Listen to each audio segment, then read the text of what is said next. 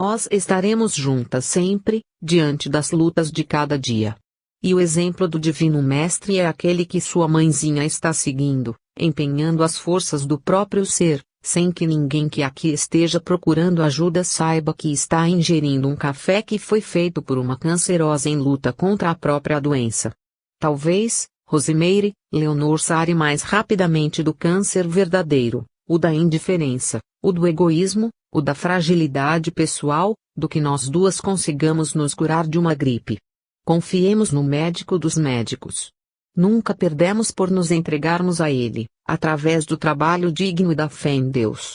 Abraçaram-se diante das despedidas que se aproximavam.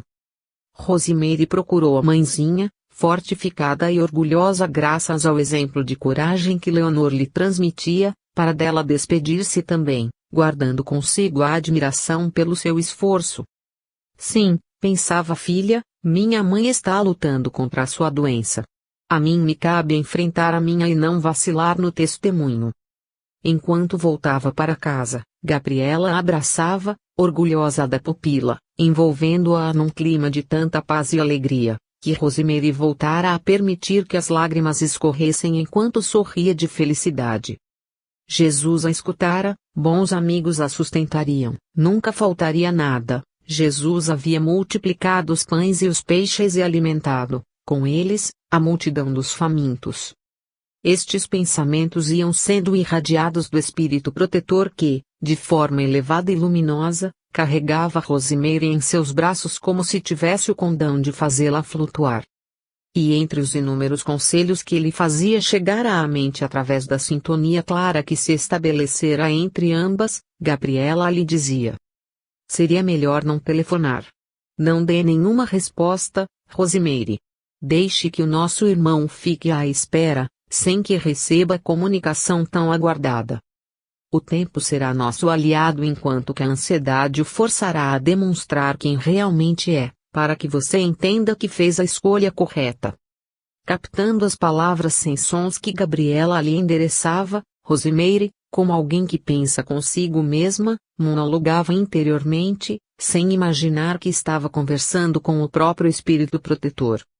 Realmente, acho que o melhor é não dar resposta a Rodrigo. Vou deixá-lo sem saber o que decidimos. Quem sabe, se não lhe telefono, acaba nos esquecendo. De outra forma, se insistir muito é porque carrega no seu íntimo mais do que a simples boa vontade. Ao chegar em casa, guardou o telefone do rapaz e, em preces de gratidão, deu início ao trabalho doméstico, preparando o lar para a chegada da mãezinha e pedindo a Deus que a ajudasse a conseguir algum trabalho.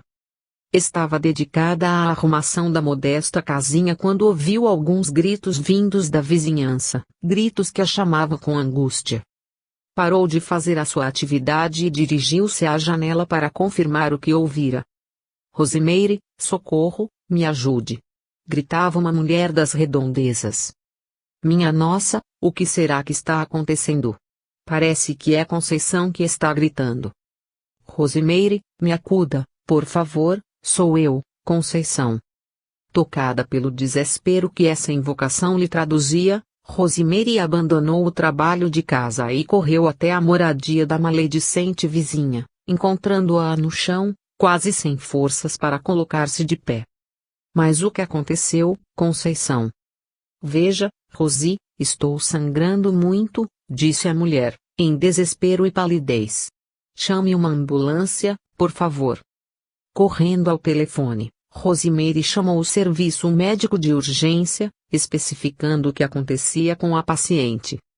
Enquanto explicava que parecia ser um sangramento nas partes íntimas, Rosemary recebia instruções para ajudar Conceição na diminuição da hemorragia, a fim de lhe preservar a vida física enquanto os servidores da saúde se deslocavam até a sua casa. Com isso, conseguiu diminuir o sangramento da pobre mulher até que os técnicos da saúde chegassem e assumissem o posto. Conceição estava muito debilitada e como não tinha ninguém por ela, nenhum parente conhecido da vizinhança, foi Rosemary quem teve de ajudá-la a ser conduzida até o hospital para a internação de emergência. Atendendo à sua súplica desesperada, A filha de Leonor abriu gavetas à procura de documentos e de recursos para abastecer a pequena bolsa que deveria acompanhar a paciente grave até o hospital. Conceição, logo a seguir, entrava em um quadro de confusão mental, produzido pela escassez de sangue, prejudicando a irrigação cerebral. Os médicos e enfermeiros realizaram as manobras para a estabilização dos sinais vitais, infundindo-lhe sangue e derivados para garantir-lhe o funcionamento, mesmo precário, dos sistemas principais. Rosimeire, carregando os documentos e os pertences pessoais de Conceição, ingressou na ambulância e seguiu com a doente. A internação foi rápida, em face de seu quadro grave, sendo encaminhada diretamente para a UTI. Ali seriam avaliados os seus problemas físicos e, estancada a hemorragia, promover-se-iam os exames gerais que acabariam por diagnosticar o câncer uterino, estendido aos demais órgãos vizinhos, tumorações estas que, agressivas como a língua e o pensamento da própria dona, acabaram por se degenerar em uma ruptura de vasos. Depois de apresentar os documentos e deixar seu telefone pessoal para qualquer necessidade da paciente, Rosimeire voltou para casa, carregando o que não pôde ficar no local da internação e, a partir desse dia, responsabilizando-se pela moradia da enferma. Ao chegar, horas depois, foi à residência de Conceição com a finalidade de colocar uma ordem naquela bagunça produzida pelo desespero da mulher que se esvaía em sangue.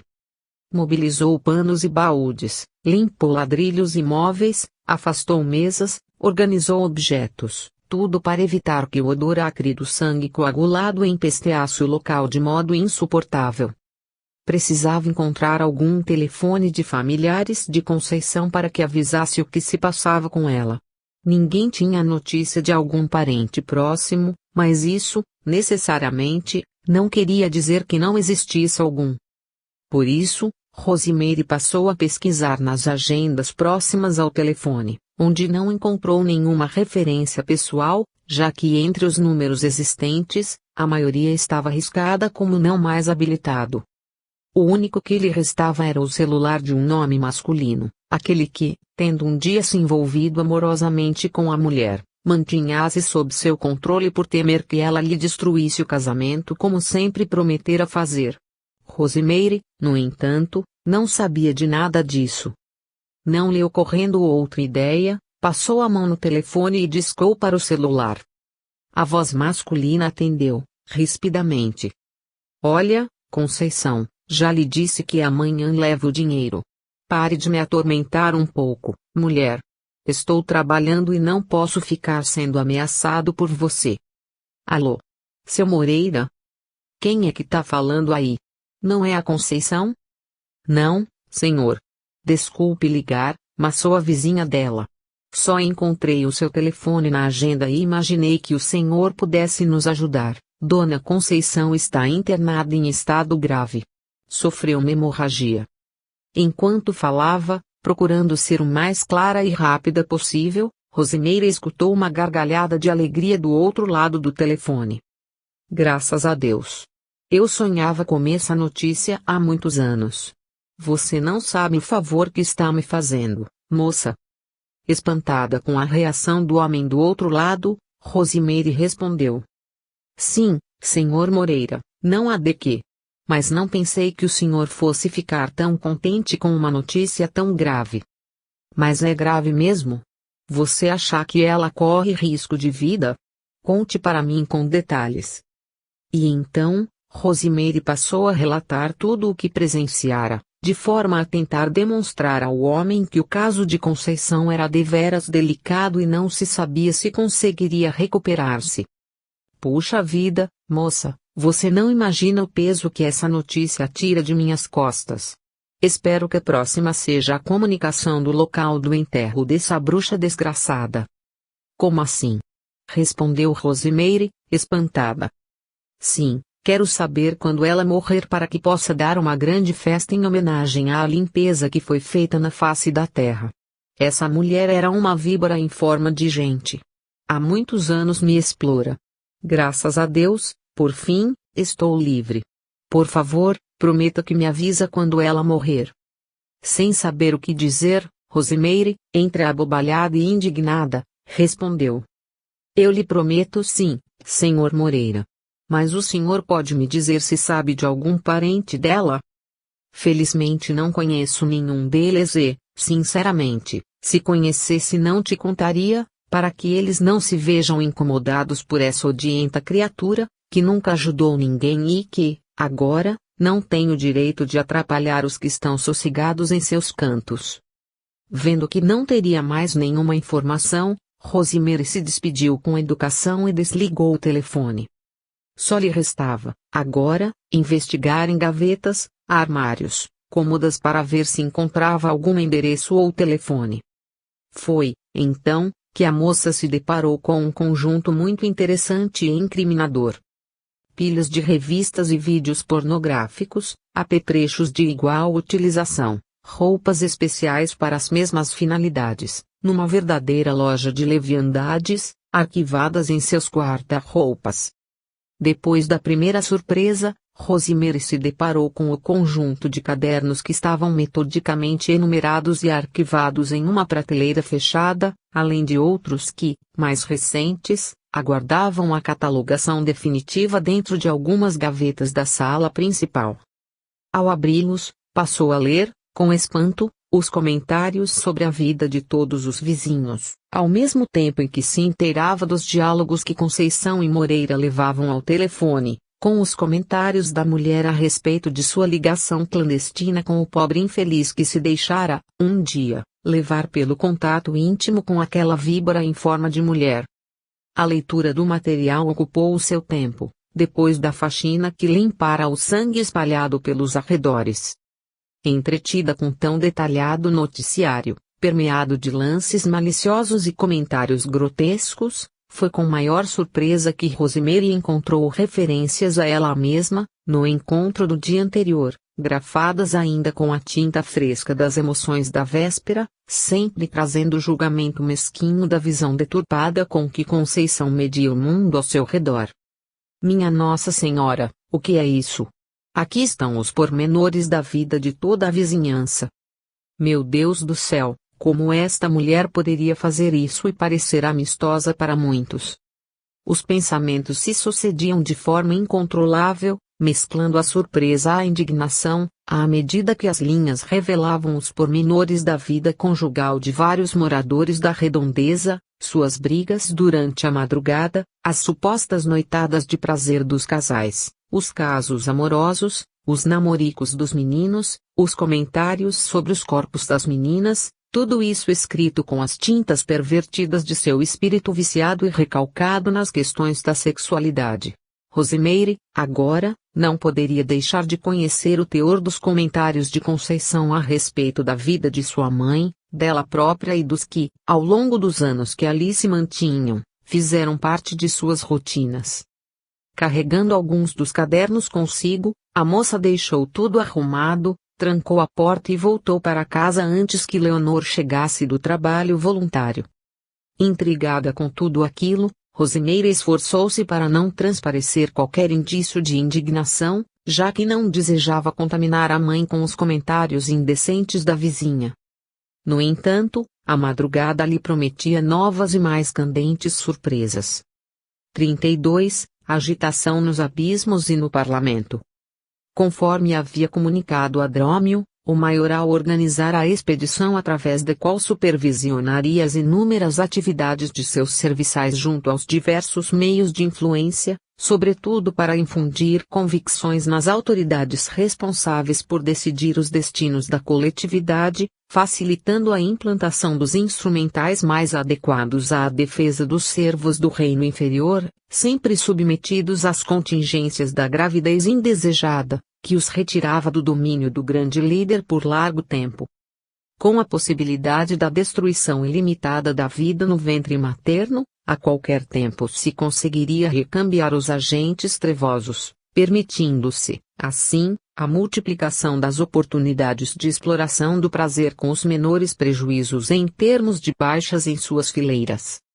A caravana muito imponente e grotesca aportara junto aos jardins do Congresso Nacional onde as câmaras legislativas operavam num verdadeiro frenesi, se fosse dado ao leitor vislumbrar as inúmeras influências espirituais que, ali, estavam em jogo. Ainda que a intenção dos construtores da capital federal fosse simbolizar, no âmbito legislativo, as duas casas produtoras dos regramentos como dois pratos com seus bojos voltados, um para cima representando o poder do povo, e outro para baixo, expressando a igualdade dos diversos Estados-membros na representação de seus direitos, tal simbolismo se adaptaria perfeitamente à ideia da ação dos planos superiores e o impulso mesquinho dos níveis inferiores. Algo muito similar ao esforço dos espíritos dirigentes da nação, contrastando com as forças negativas que se orquestravam dos níveis inferiores, para atuarem sobre os representantes do povo. Assim, o Congresso Nacional poderia ser visto como a zona limítrofe entre a luz proveniente do alto e a escuridão que se imiscuía pelos seus corredores, através das inúmeras salas e escritórios, gabinetes e auditórios, buscando a mistura de interesses menores com interesses maiores. Nesse contexto, as forças trevosas contavam com as ambições generalizadas da maioria dos eleitos, a ação amesquinhadora das forças inferiores de suas políticas em defesa dos interesses de grupos econômicos poderosos, da manutenção dos privilégios e zonas de influência, na criação de carreirismos políticos através da nomeação de pessoas desqualificadas, mas fiéis aos ditames estabelecidos. Ao mesmo tempo, ao lado disso, encontravam-se com o aberto, mas, bem disfarçado comércio do corpo bem delineado, uma das mais antigas formas de influência política baseado na corrupção dos sentidos, na venalidade do caráter, no desejo facilitado pela proximidade com o poder, na inexistência de escrúpulos ou princípios morais para a obtenção das vantagens a qualquer preço. Tudo o que se poderia imaginar de inferior, fosse nas construções espirituais quanto na ação dos próprios homens e mulheres ali misturados, se reunia a beneficiar a ação negativa das interferências trevosas, sobretudo quando se colocava em questão coisas tão importantes para a manutenção de seus privilégios.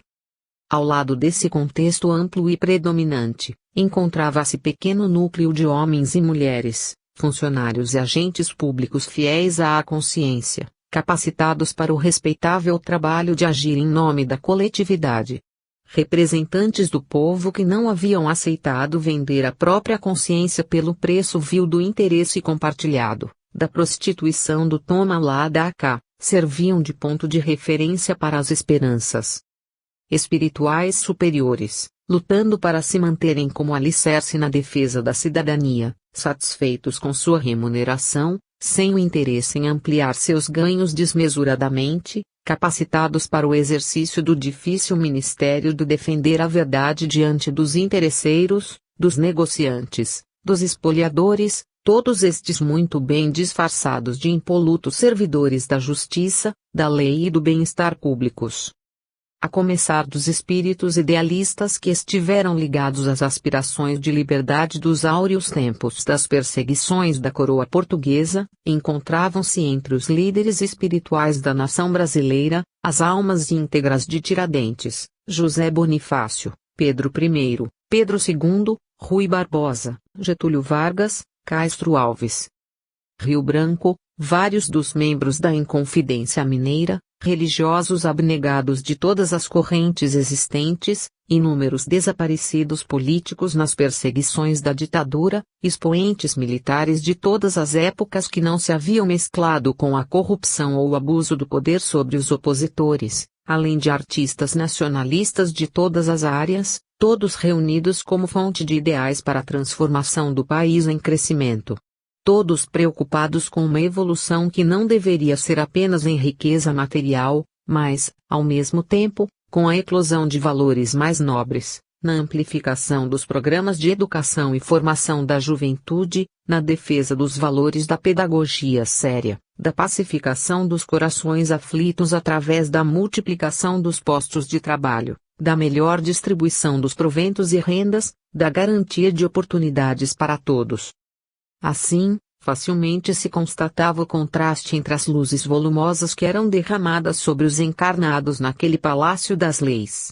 Apesar de incidirem sobre todos, eram assimiladas, apenas, por uma pequena quantidade de homens e mulheres seriamente empenhados no cumprimento de seus deveres, num grande contraste com a quantidade de sombras em que transitavam elevado número de funcionários e autoridades alimentadas e abastecidas pelas forças negativas, com elas conectadas por meio de teias fluídicas a denunciarem a posição espiritual de cada um deles.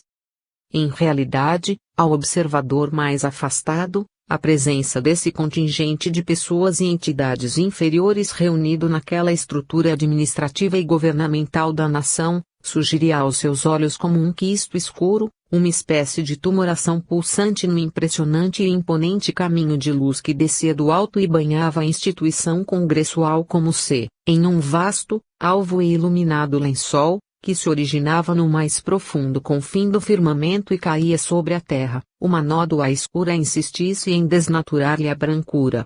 Assim se parecia esse grupo de interesses inferiores, no amplo manto de proteção que sobre todos os ambientes administrativos de um povo é derramado dos planos espirituais superiores. A simples visualização do tônus fluídico ao redor de cada pessoa que ali trabalhava demonstrava a que grupo ela estava vinculada. Da mesma forma, os agentes do mundo inferior sempre tentavam comprometer os servidores fiéis com armadilhas, seduções, negociatas, facilitando com isso que trocassem de lado ou perdessem a força simbolizada pela liberdade de consciência e independência de opinião. Poder-se-ia dizer que aqueles que ali exerciam suas atividades diariamente eram dignos de compaixão, sobretudo se fossem avaliados pelo entrechoque das forças a que estavam submetidos, no contraste entre os interesses corporativos e as necessidades dos cidadãos. No entanto, ao anoitecer o frenesi diminuía e, com o encerramento das sessões, a maioria dos homens públicos retornava às suas rotinas, preparando-se para o descanso noturno e, certamente, para o encontro com o representante das furnas inferiores. O maioral imediatamente assumiu seu posto de honra nas dimensões espirituais daquele palácio, de onde dirigiria as reuniões de trabalho, organizando a ação de seus representantes junto aos representantes do povo. Essas reuniões corriqueiras repetiam-se várias vezes ao ano, ou quando se fizessem necessárias. Toda a cerimônia formal e exagerada era exigida pelo maioral, antes da abertura dos trabalhos. Não havia discursos entre os numerosos membros. Todos os que mantinham seus compromissos com o grupo de baixo, como era chamado pelos seus membros, compareciam diante do maioral para a explanação do andamento das estratégias. Enquanto não chegava a hora da sessão plenária, quando se faria indispensável a presença dos encarnados desdobrados por força do sono físico, os mais importantes espíritos inferiores que ali trabalhavam para um maioral deles se acercavam para prestar contas de suas ações influenciadoras. Anunciados por um bedel, apresentavam-se, um a um, já com a ficha de tarefas que lhes havia sido destinada colocada diante dos olhares do superior que os fiscalizava. Ministro das orgias, como estão os trabalhos de sedução? Tudo vai muito bem, meu senhor. Recentemente conseguimos importante sucesso no descrédito lançado sobre um dos mais importantes representantes deste colégio. Sua reputação muito sofreu com o escândalo e, se não iria ser vitimado pelos inumeráveis desmandos e suspeitas que pesavam sobre ele, acabou caindo depois do escândalo estampado na imprensa, levantado exatamente por uma de nossas representantes no processo de sedução. Estamos trabalhando, ainda, outras iscas, com aparência de inocentes que, no momento adequado, poderão ser usadas para comprometer outros que parecem ser altares de dignidade. Observando o relatório com seus próprios olhos, o maioral sorriu com malícia e afirmou: este departamento sempre foi muito rentável para nossos projetos. Homens e mulheres devem ser requisitados, abastecidos de recursos e vantagens, emoções e desejos para que se misturem aos nossos protegidos e aos nossos opositores. Tome cuidado, no entanto, para não prejudicar os que são do nosso time. Eles podem ter acesso às nossas iscas para que se saciem à vontade. Precisamos fazer o descrédito cair sobre esta casa de leis para que, com a popularidade em baixa, seus representantes tenham que adotar postura visando reconquistar o respeito e a consideração dos eleitores, fazendo-lhes a vontade. Quanto mais desmoralizados estiverem os membros deste parlamento, mais fácil será manipulá-los na aprovação dos projetos que nos sejam de interesse direto. Geralmente, tendem sempre para as medidas que agradem aos populares. Assim, os populares podem ser mais facilmente manipulados a fim de lhes direcionar as decisões importantes. É o que buscaremos fazer neste debate sobre a lei do ventre livre. Fortaleceremos a opinião dos leigos, inflamando-os através de campanhas publicitárias bem elaboradas que possam confundir suas mentes, valendo-nos de estatísticas mentirosas, de reportagens sensacionalistas, de notícias trágicas, como fizemos com a questão da defesa da produção de armamentos. Além do mais, os próprios representantes do povo vivem de cabelo em pé com a possibilidade de se verem surpreendidos pela gravidez de suas amantes. Alguns preferem recorrer ao aborto do que ao preservativo.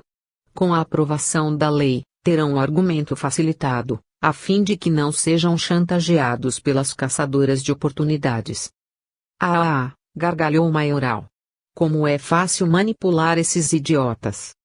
Logo a seguir, depois da aprovação do relatório do representante das orgias, foi a vez do representante dos lobistas, aqueles que fazem pressão junto às autoridades para favorecerem seus interesses.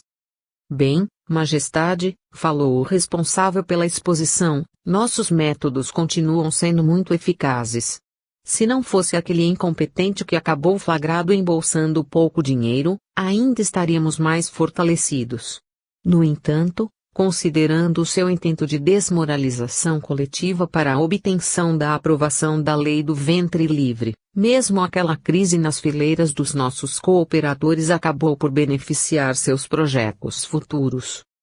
Quanto ao mais, apesar da fiscalização cerrada empreendida por parte da imprensa, temos conseguido agir de forma a garantir que nossos interesses sejam financiados, espalhando a propina sob diversas formas, facilitando o comércio escuso e a economia subterrânea, a sustentar as indústrias da droga, da prostituição e do luxo pelas quais manipulamos outros setores da sociedade que acabam repercutindo sobre os que fazem as leis. Não acredito que sejam necessárias mudanças neste encaminhamento, salvo no que diga a respeito ao esforço de melhorarmos a perseguição sobre os setores da imprensa que nos têm causado maiores problemas. Ouvindo-lhe as explicações, o supremo representante da ignorância naquele ambiente sorriu e observou. Nesta área, também temos os nossos ministros. Temos procurado controlar os meios de comunicação, criando dificuldades para a concessão de novas emissoras de rádio ou de videodifusão, além de mantermos sob cerrada fiscalização as grandes corporações da mídia, para que se ocupem, primordialmente, da difusão de coisas inúteis, próprias da ansiedade do povo, mantendo as notícias canalizadas para assuntos sem importância, que alienem a vontade, gerem o medo, a distração e manipulem o público segundo nossos interesses. Os que se mostrarem rebeldes à nossa orientação, receberão o devido corretivo. E assim, vieram o ministro da corrupção, o ministro das negociações políticas, o ministro dos interesses compartilhados, o ministro das concorrências, o ministro-chefe da caixinha, de forma que, de setor em setor, foram sendo prestadas as contas, através dos relatórios sucintos que deveriam corresponder aos elementos já de prévio conhecimento do maioral. Por fim, chegou a vez do ministro da propaganda, responsável pelo relatório das atividades empenhadas na influenciação da opinião pública sobre, entre outros planos, a aprovação do aborto sem maiores restrições. Nossos esforços têm sido constantes, relatou o seu responsável, mas temos enfrentado sistemática oposição dos setores religiosos mais atrelados às forças do Cordeiro. Nossos médicos e cientistas têm procurado levar a discussão para o campo das demonstrações práticas, mas a ação emocional dos representantes das igrejas nos tem prejudicado um pouco o progresso, como seria de desejar. Observando o expositor com o olhar coruscante, o maioral indagou. Já começaram a campanha de difamação contra o clero? Sim. Temos mantido íntima ligação com o chefe das orgias e já conseguimos excelentes resultados com a propalação de notícias comprometedoras, ainda que mentirosas, sobre a ação suspeita de membros da Igreja Católica. Depoimentos conseguidos à custa de extorsão ou pagamento chegaram à mídia, de onde foram espalhados pelos 4 cantos. Notícias de escândalos sexuais de outros países igualmente têm sido muito divulgadas por aqui, tanto quanto a vergonhosa prisão de certos líderes de diversos grupos religiosos, flagrados em atitude ilícita e recolhidos às prisões, abasteceram o noticiário de forma a ajudar o povo a descrer em seus conselhos. E os nossos adeptos fiéis, esses que estão misturados no íntimo dessas igrejas do mentiroso Cordeiro? Não estão nos ajudando? Sim. Alguns nos têm feito o favor de não defender com tanta veemência os princípios contrários aos nossos interesses. Outros nos têm servido como exemplo para que o povo desacredite dos representantes do Cordeiro na terra. O mais interessante é que boa parte dos religiosos mais novos está muito propensa a abraçar a nossa causa, aceitando sem muitas oposições os mesmos argumentos que as agências de publicidade começam a usar para forçar a opinião pública. Estamos pretendendo repetir aqui a mesma estratégia que já deu certo nos Estados Unidos na década de 60, quando o maioral de lá arquitetou suas forças e logrou convencer os cidadãos do perigo de viverem sem a aprovação do aborto tanto quanto dos benefícios que surgiriam com a extinção das clínicas clandestinas e dos abortos feitos sem a assistência médica. Para isso, faremos como eles fizeram, exagerando o número dos abortos ilegais para infundir na mente das pessoas a gravidade do assunto, amplificando ao máximo o quadro de dor e tragédia que precisa ser corrigido. Lá nos Estados Unidos, os encarregados de criar a opinião pública multiplicavam por 10 ou por 100 todos os números para impressionar os leigos. Assim, a mentira repetida pelos demais meios de comunicação foi plantando na mente das pessoas que se tratava de um caso extremamente grave a ser resolvido pela adoção da lei, tornando válido o procedimento e facilitando, assim, a sua multiplicação. Precisamos criar o exagero e o medo, a impressionar os incautos. Nossos representantes da época do nazismo já descobriram esta técnica. Dentre toda a comunidade que se deseja dirigir, a terça parte de seus habitantes não costuma acreditar nas notícias da imprensa nem se deixar arrastar pelos números apresentados. No entanto, a segunda terça parte é extremamente volúvel, acreditando em tudo o que escuta e passando a defender tais ideias. A última terça parte é composta daqueles que, sem opinião formada, acreditam no barulho que a segunda terça parte realiza e se deixa influenciar por sua movimentada ação, incorporando-se ao seu lado para os efeitos de pressionar as autoridades. Assim, se agirmos adequadamente, poderemos contar com pelo menos 2/3 do apoio dos leigos, o que é mais do que suficiente para conseguirmos nossos intentos. Olhando com profundidade e penetração para o responsável pelas agências de propaganda, indagou. Com quantas agências contamos? Até agora, senhor, não temos muitas agindo de forma aberta. No entanto, temos tido muita penetração em 2 delas, principalmente naquela que se mantinha em estreito laço com o falecido deputado Oliveira. Nela é que depositamos nossos maiores esforços para a criação de uma estratégia que vise a difusão de nossos objetivos, fazendo as pessoas acreditarem que isso será bom e que estarão defendendo a vida ao permitirem que as mulheres não sejam vítimas de procedimentos perigosos, artesanais ou amadores. Estabeleceremos o direito da mulher em dirigir o próprio corpo, contaremos com a revolta das feministas, que sempre se orquestram bem nessas horas de conflito com os homens e, com isso, levando a discussão para o campo do extremismo, conseguiremos trazer para o nosso lado os que ainda não se definiram contrários aos procedimentos que nos concedam o ventre livre. Satisfeito com o empenho, considerou, por fim, o maioral. Quero um cerco muito atento ao orador das agências que estão disponíveis para nossos esforços. Abasteçam-nas de recursos, facilitem para que prosperem com a chegada de novos aliados e clientes, ajudem com a influenciação sobre os nossos empresários associados para que as sustentem com o aporte de dinheiro em campanhas paralelas. Ao lado delas, precisarão estar os defensores do direito das mulheres, das minorias, das mulheres violentadas, da comunidade médica que vê nessa lei uma forma de diminuir as consequências nefastas dos abortos ilegais, dos insatisfeitos com a religião tradicional, dos rebeldes à ação do Cordeiro, de todos os que ganhem com essa medida, aumentando-lhes a clientela e melhorando-lhes a bolsa mensal. Já imaginou se os médicos passarem a receber do governo e dos particulares pelo procedimento abortivo indiscriminado? Como é que não haverão de defender essa ideia, ainda que tenham feito o juramento de defesa da vida? Basta-lhes incutir na mente que é o melhor modo de preservar a saúde da mulher que, com ou sem o médico, vai fazer o aborto por conta própria. Não existe melhor argumento do que o da possibilidade de engordar os próprios ganhos.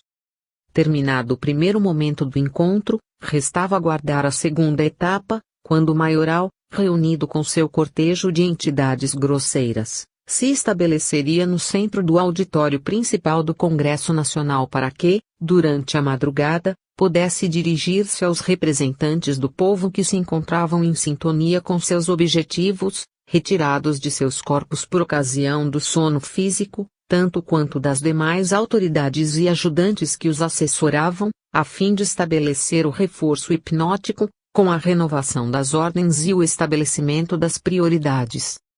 Não tardaria mais do que algumas horas para que a reunião de todos os inumeráveis ajudantes do maioral acontecesse no ambiente espiritual que se desdobrava no mundo invisível, na atmosfera daquele imenso salão onde as questões importantes da nação eram votadas. As galerias haviam sido abertas para todos os seus seguidores, exceção feita para a significativa parcela do espaço, resguardado por linhas de força para as entidades superiores que ali se postariam, como assistentes tolerados do certame promovido pelos espíritos trevosos. Linhas de luz delimitavam os dois ambientes, na proporção de 4 partes para os representantes do maioral, encarnados ou desencarnados, e a última parte para os agentes do bem, ali admitidos apenas como observadores silenciosos. No ambiente isolado destinado aos agentes da luz estariam também os parlamentares que, em espírito, aceitassem continuar seguindo pelos mesmos caminhos retos estabelecidos pelas forças espirituais governantes da nação. Não é preciso reforçar que, acima de todas as tramóias humanas e reuniões de espíritos trevosos, nobres entidades tutelares, prepostos de Jesus a serviço da organização dos destinos nacionais, dirigiam todos os eventos, permitindo que tal encontro acontecesse em respeito ao livre-arbítrio de homens e almas, tanto quanto para favorecer que, em todos os setores da vida, as criaturas aprendessem através da responsabilidade pelos seus atos. Assim, não seria de se estranhar que, durante o repouso corporal, vários parlamentares que, à luz do dia eram vistos como defensores de virtudes e valores elevados, durante a noite fossem contados entre os simpatizantes do maioral, defensores de suas causas e cooperadores com suas estratégias. Além deles, amontoavam-se as entidades femininas e masculinas responsáveis pela corrupção de seus ideais, sedutoras e pertinazes, especializadas na arte do envolvimento sexual, exacerbando as emoções dos homens e mulheres ali presentes, acostumados a beber no cálice das facilidades e prazeres. Chegada a hora do início dos trabalhos, Drômio foi colocado à direita do maioral, que desejava fazer dele o seu representante junto à causa do ventre livre. Soada a campainha para o silêncio reinar visando o início do discurso, o maioral fez ouvir sua trovejante voz. Nobres representantes do povo, venho saudá-los pessoalmente, em função do excelente trabalho que estão desenvolvendo, dentro da estratégia de dividir para dominar.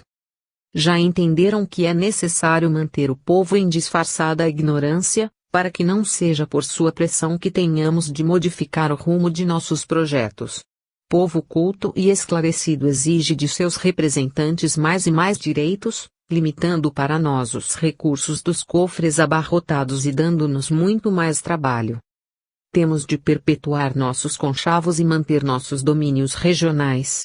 Do mesmo modo que cada um de vocês tem a sua zona de influências eleitorais, buscamos defender nossos direitos junto aos que nos invadiram o território, aqui representados por aqueles ali que se posicionam atrás das luzes, fatalmente pelo medo de se colocarem frente a frente conosco.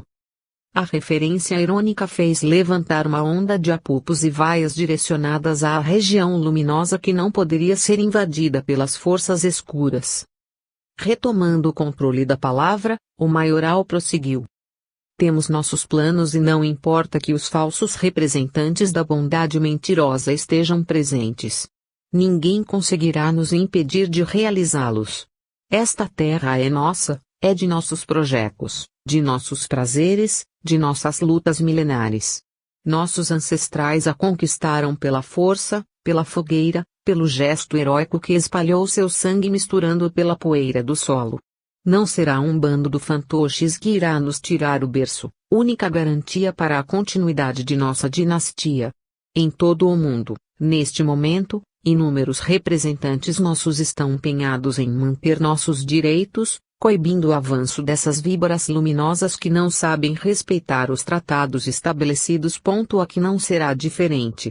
Venceremos em todos os setores, de forma tão rotunda, que não lhes restará outra opção do que abandonar este território aos nossos desejos e irem procurar outro planeta para pregarem esse amontoado de asneiras com que querem comandar as massas ignorantes. Precisamos nos unir contra esses bandidos que nos querem assaltar a moradia, privar-nos do pão e nos aprisionar em corpos físicos para que não possamos mais lutar. São tão medrosos, que se valem de ações solertes para sequestrar nossos representantes, nossos amigos, nossos mais importantes cooperadores, com a finalidade de nos privar da força com a qual os combatemos. Isso é demonstração de sua fraqueza. Agora, com ou sem aliados, nós nos temos e somos maioria neste palácio. Dominaremos as intenções da nação através de toda a série de recursos e estratégias indispensáveis para manter os abastecedores de votos ao nosso lado. Vocês são nossos soldados nesta hora. Nossa luta está lançada e nossos esforços não devem sofrer com a perda de entusiasmo. Estou apresentando a vocês o meu representante direto, aquele que me representará aqui, informando-me pessoalmente de tudo quanto estiver acontecendo e resolvendo as pendências, decidindo o rumo de nossas estratégias. Trata-se do vice-maioral, Drômio, aquele que, em breve, estará aqui trazendo nosso velho amigo Oliveira para colocá-lo nesta luta direta, fazendo com que todos vocês sejam felicitados pela volta do grande amigo e lutador. A menção de Oliveira fez boa parte dos presentes se excitar, como se estivessem se lembrando de um ícone, um símbolo por eles cultuado com carinho e quase veneração, além do temor criado no íntimo de algumas entidades em função da maneira agressiva de condução que marcara a vida do antigo político. Oliveira, Oliveira, Oliveira. Queremos Oliveira. Sim, vociferou o maioral, todos queremos Oliveira, e Drômio será o responsável por trazê-lo até aqui. É por isso que foi elevado ao posto de vice-maioral. Sentindo o peso daquela promoção de última hora, Drômio pôde compreender que o maioral desejava pressioná-lo ainda mais para a solução do caso do político desaparecido, coisa que, se não ocorresse, poderia produzir-lhe profundos contratempos, o que lhe aumentava a responsabilidade perante a solução do desaparecimento. Drômio! Drômio! Drômio! Gritaram, em coro, os presentes, febricitados pela tão exuberante manifestação coletiva que se autoalimentava de euforia. Vendo o efeito de suas palavras, o maioral encerrou o conclave, dizendo: Estejam a postos, exército da verdade. Sobre vocês pesa o próprio destino, o futuro de facilidades e gozos que, segundo as regras do mentiroso cordeiro, garantiria para cada um de nós o resgate de nossos atos em corpos doentes ou disformes. Será esse o destino que vocês sonham para si mesmos? renascer doente ou mendigo, leproso ou aleijado? Depois de ter estado aqui, no centro do poder, aceitariam regressar como habitantes de uma asquerosa favela. Pois é isso que vai acontecer se vocês não aprovarem essa lei do ventre livre. Ela é a garantia de que, depois de regressarem para cá, possam continuar a desfrutar de todas as facilidades que conquistaram. Não se esqueçam disso. Aprovar a lei é uma questão de sobrevivência de nosso mundo de grandezas, facilidades, luxos, prazeres e gozos. Essa é a nossa mais importante função nesta hora. Não a negligenciem. Estaremos observando cada um e garantindo a cada soldado que defenda esse importante objetivo todos os prêmios cobiçados, os bens da terra que nos pertencem e que nenhum representante do Cordeiro vai nos retirar. Vamos à guerra e não nos contentemos com o empate. Só a vitória nos interessa. O discurso finalizava com a voz do maioral estrondeando por todos os cantos do auditório, fazendo tremer as fibras dos mais impressionáveis e advertindo os tíbios de que não caberia espaço em seus pensamentos para uma conduta que não fosse a da defesa da mencionada lei que favorecesse a extinção da vida física no âmago do útero. Em realidade, era o velho mundo lutando para sobreviver à nova ordem, ao avanço da verdade e da luz. A reunião foi encerrada e os mais ardorosos defensores romperam em aplausos e gritos, respondendo à convocação do maioral, que mais se assemelhava a um discurso proferido no campo de batalha, antes das guerras convencionais da humanidade. O maioral e seu cortejo continuariam no ambiente, concedendo audiências privadas aos mais importantes representantes dos encarnados, retirados do corpo físico durante o sono e cooperando com suas vibrações densas para vigilância sobre o andamento dos trabalhos. Agora era o momento de cerrar fileiras, e o maioral não desejava perder o espaço junto aos seus aliados. Assim, por mais de um mês, permaneceu transitando entre os diversos postos administrativos do poder, agindo e determinando atitudes junto aos que se fizessem sintonizados com suas influências, não importando em que órgão público ou privado estivessem. Somente depois de ter engatilhado todos os recursos para a grande batalha, é que determinou o regresso às Furnas, onde pensava exercer o controle do império que restava àquele tipo de espírito ainda tão primitivo. Somente, então, é que Drômio poderia dar seguimento ao resgate de Oliveira. 33. As ações do bem e os verdadeiros objetivos do mal. Ao regressarem ao antro inferior onde mantinham suas principais redes de influência, o maioral dispensou Drômio de quaisquer outras funções que não fossem aquelas para as quais havia sido nomeado na imponente reunião espiritual realizada no Congresso Nacional.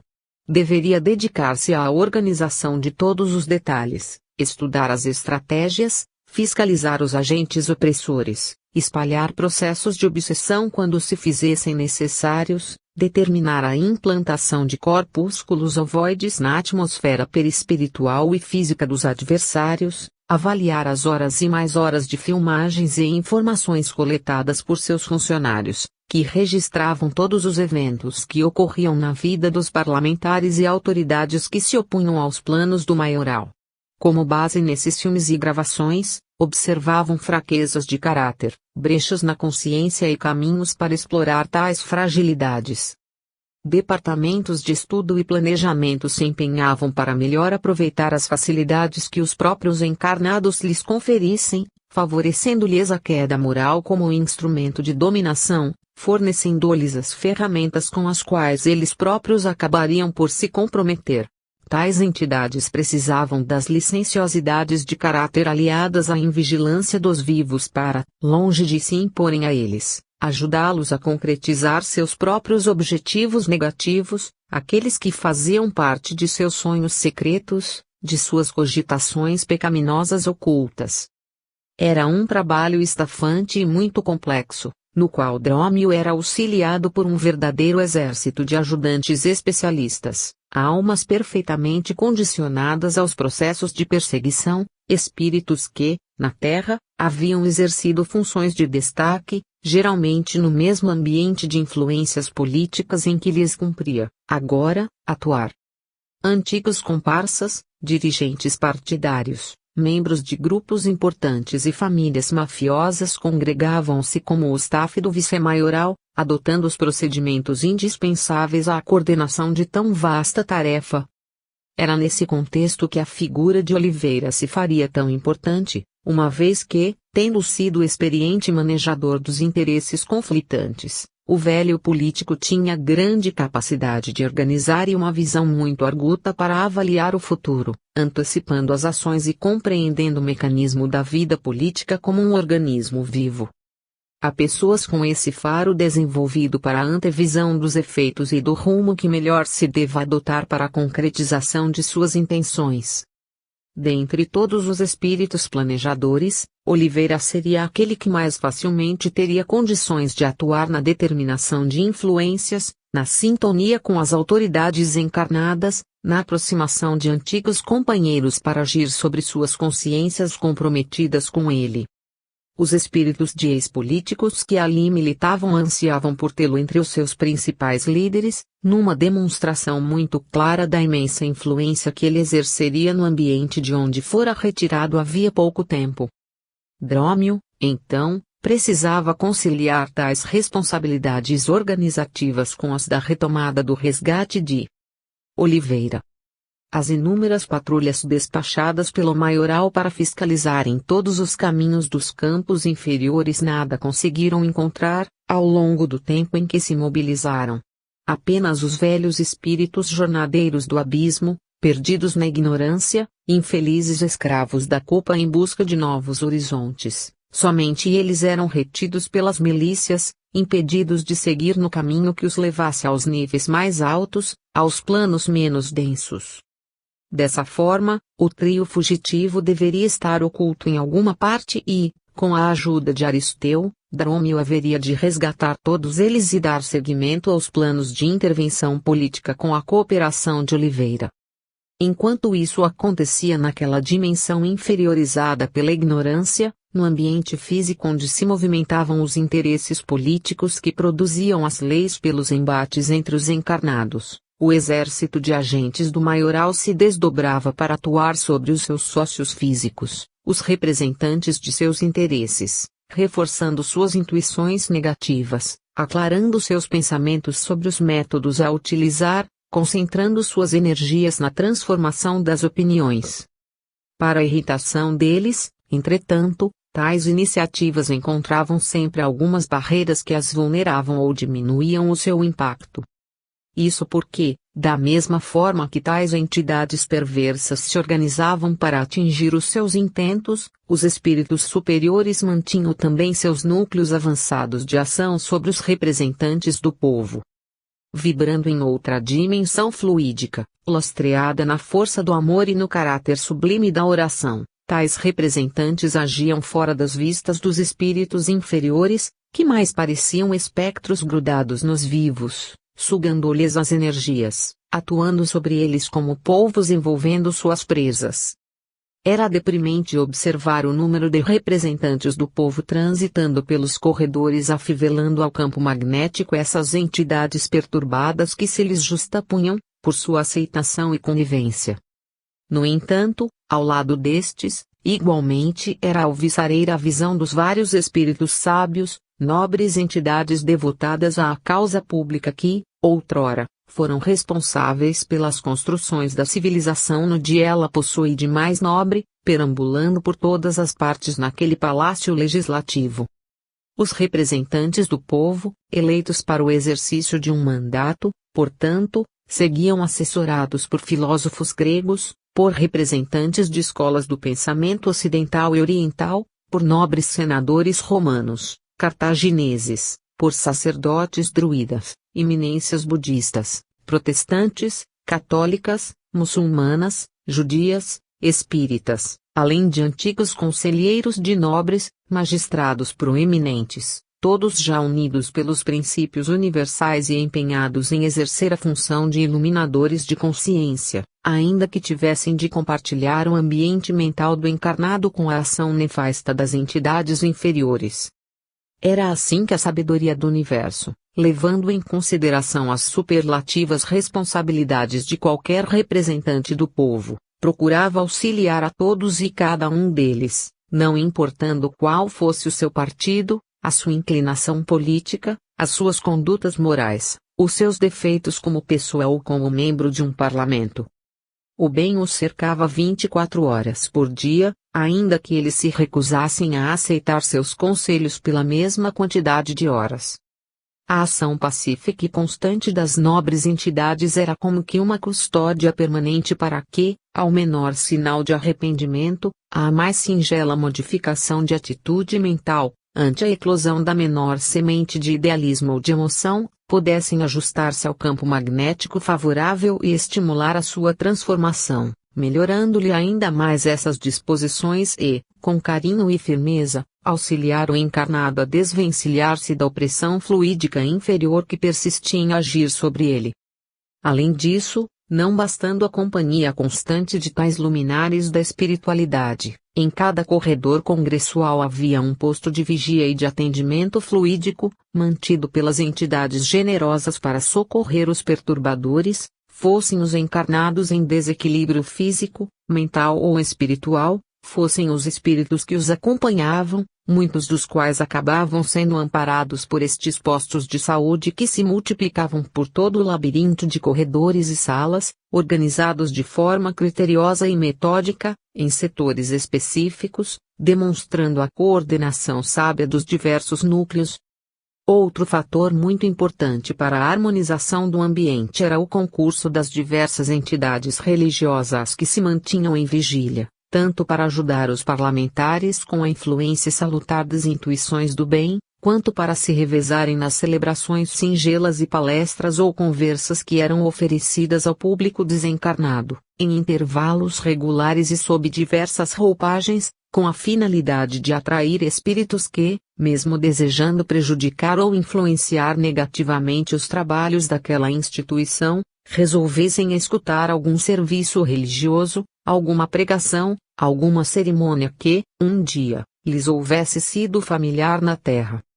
Várias entidades perturbadoras, que ali faziam plantão, eram assim pelas suas fraquezas mas, também, pela ação hipnótica de espíritos mais viris na ação mental, coisa que poderia ser revertida pela assistência do infeliz a uma dessas reuniões espirituais que, apesar de guardar certa similaridade às que os homens realizavam na superfície do planeta, estavam despojadas de todo o convencionalismo, de todas as fórmulas fantasiosas, traduzidas na linguagem dos sentimentos, realizadas por espíritos que irradiavam as energias da verdade veiculadas através da palavra de esperança e consolação. Nessas cerimônias religiosas, expressão usada apenas para servir de comparativo na mente dos leitores, o ingresso era livre e não havia como os agentes do maioral impedirem o acesso de qualquer espírito que o desejasse. Aliás, vários de seus seguidores já haviam sido recolhidos por mãos luminosas ao abdicarem dos processos de perseguição, depois de terem recuperado o sentimento, a emoção e a lucidez ao contato pelas pregações inspiradas e os antigos hábitos da oração. À volta às lembranças do passado na área da religião, conduzida sem os interesses escusos e sem a jactância de seus pseudo-representantes, reconduzia a consciência de inúmeras entidades à fonte límpida das esperanças. A rememoração de tais cultos abria espaço para a sintonia singela com as antigas divindades importantes na fé de cada pessoa e, dessa maneira, amigos invisíveis, doutores de longa data e, às vezes, os próprios parentes mais chegados se faziam visíveis para conversarem com o ente querido que despertava para a própria realidade. Ao lado deles, equipes de médicos e enfermeiros atendiam com recursos magnéticos na liberação de tecidos fluídicos, que se agregavam à tessitura do perispírito dos infelizes, como se estivessem retirando pragas invasoras que se enraizavam na alma.